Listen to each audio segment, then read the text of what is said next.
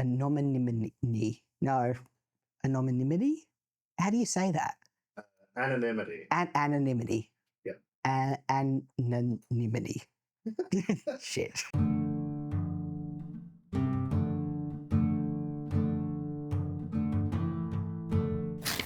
It is a cozy, play-at-your-own-pace hidden object game that lets you basically be the chaos art gremlin you've always desired to be. You get to rip and tear at these paintings, and you also get to learn a little bit about them too. I wanted to use my background in art history. While I've never formally studied it, I did spend a lot of time looking at art history and being inspired by a lot of these classical artworks, especially as a teenager. I really wanted to show people the interesting details that exist in classic art, especially those pieces that aren't necessarily popular. Everyone's seen the Mona Lisa, but not everyone's seen a Hieronymus Bosch painting, and certainly not everyone has seen some of the interesting religious paintings that came out of the Flemish regions in the 16th or 1700s. We had to really be intentional about making sure that what we were picking when it came to what you're searching for was memorable and identifiable and distinct from other things within the scene. We couldn't really pick like a berry if there were 13 other berries. We'd have to pick something like it's the berry on the most left, or it's the berry that looks like it's shriveled and moldy or whatever, which does limit you quite a lot. It could be that there's this really interesting thing over here, but it's too close to something else that you've already picked. You can't have too much stuff that's in the same region.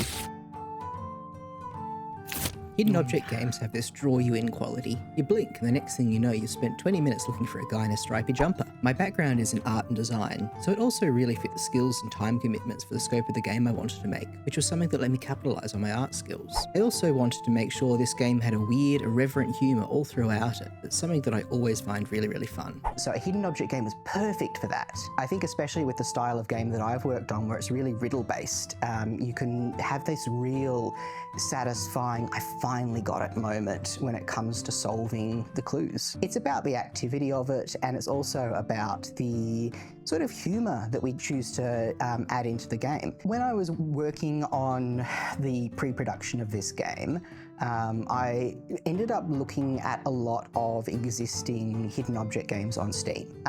So I was looking at games like Tower Full of Cats. There was a really cool demo the other day which was like 1,000 bees. I thought that was quite interesting. But I was also looking at some more narrative-based hidden object games. There was a mobile game called June's Journey. That was quite interesting because it obviously had the mobile veneer of like, you find the premium currency and you spend it on the decoration type thing. And that's how they sort of get you coming back from mobile games. But I found the narrative of it very interesting in the ways that they had this sort of overarching story and they had you discovering things through the gameplay. And I thought that was a great way to start focusing on the way that I built this game. A lot of hidden object games on Steam are very single object focused. Find the cats, find the dogs, find the frogs, find the bees. But I wanted to make sure that you weren't just looking for only one thing. I toyed very early on with the idea of you'd only be eating like cherubs. And then we'd just find all of this religious art and you'd only be eating the little cherubs out of the painting or something like that. But I just found I was too limited by this. So one of the things that players very early on often realize is that when you're looking for these things, it's not just food. You are looking for stuff that you might not traditionally consider edible. It is one of those situations where you've got to really think about it and anything could be on the plate, like hats or buttons or babies. I think when we were designing it, we really wanted to not lock ourselves into only having traditionally edible things. When you say something looks really edible in a painting, right, it's not necessarily that it is an edible food thing because you understand that it's paint. It could be that it's painted in a really smooth way, or it could be that it's painted with a lot of little jaggedy bumps or whatever that just gives you that impression that it would feel really cool to touch, or it would be really tasty looking because it's been painted in like a deeply seductive way or whatever. So I think edible when it comes to wanting to eat paintings is not locked in to just traditional food stuff. And I've certainly heard people say certain parts of paintings, they look tasty. So when a bit of a painting looks tasty, it doesn't always have to be food. Is this an admission? Is the people do you say this about paintings? Yes.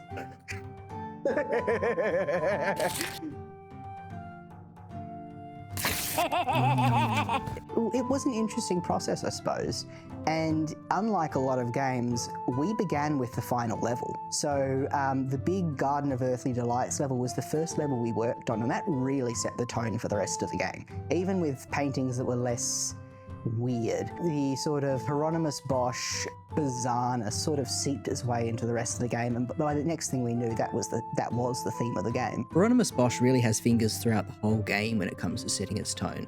When we began working on that one, we weren't sure how the clues were going to work and how the description was going to work. For a long time, I thought it was just going to be that you get a picture and then you have to find that picture within the painting. But as we continued working on the game, we found that, especially for the less complex levels, you'd see the thing you were looking for immediately, and that just wasn't very fun. I know for a lot of people, they're really stubborn and don't want to get clues if they can figure stuff out on their own. So we ended up adding in more and more information until it became riddles and clues, and hints, and this whole extra system, layers of information you could just access with choice. So when a player boots up the game, they might expect a normal hidden object game where, like, you're finding a few things in paintings and they can sort of power through it. It's, you know, not that complex. Like, a lot of hidden object games can be fairly simple. But I found that people often are really delighted and surprised by the clues and the humour in the game and just how much the game can make you think. It gives players the opportunity and the agency to then put themselves into the perspective of the main character and try and figure out these cryptic riddles. Why does it say that? What does that word mean? And maybe that's something I've never heard of before, or I don't understand the context of this. I wanted to make sure that players were challenged but not stuck as well, which is why I included all of this sort of hint levels of support. So you could play this game only looking at the title of each object. You don't need to click into it and find the extra information. You'd have a really hard time doing that, but you could. And if you click into it, you can find all this extra information in the description.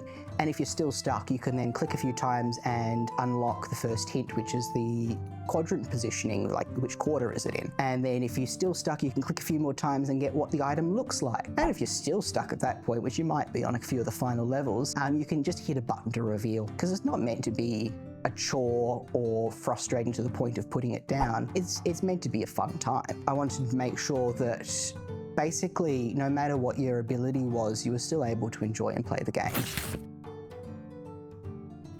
So there's something that we found, we went, this is ridiculous. We've got to keep it. And that would be the cats. On Steam, there is a lot of hidden cats, like hidden object cat games. And I had this moment of like, aha. When we realized that there was cats in some of these, we went, what if you could like click the cats, but you couldn't eat the cats? Because, you know, you don't want to eat the cats. But if you could click the cats and they like meow and like have a little achievement that you found them, wouldn't that be an almost additional game within a game and a little nod to the industry? When we found that, I had to go down the whole rabbit hole of painting cats into every single painting that didn't already have a cat. And it was just, well, it was a lot of fun, but it was also a really interesting experience of having to like color match and figure out how to draw cats in and make them hidden but not too hidden and all that sort of stuff. So we have 2 cats here at home, and one of the cats is definitely based on our cat. I think did we end up getting the other one in? I think we might have.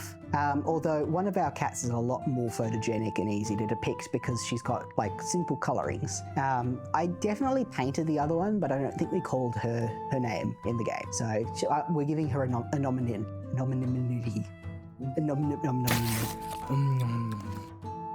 So people can find I Eat Paintings When Guards Aren't Looking on Steam now. Right now. Right now. Right now.